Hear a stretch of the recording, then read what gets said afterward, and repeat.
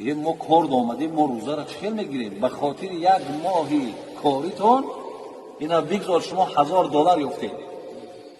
یکی شما میدونید که میلیارد ثواب از دست داده، میلیارد ثواب با $1000 شما بگید تمام ثواب عوض کردید.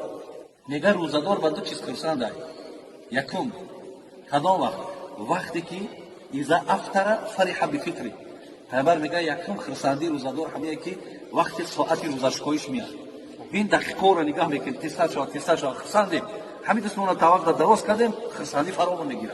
یک خرسندی. دویم خرسندیش اذا لقی ربه فرح بصومه.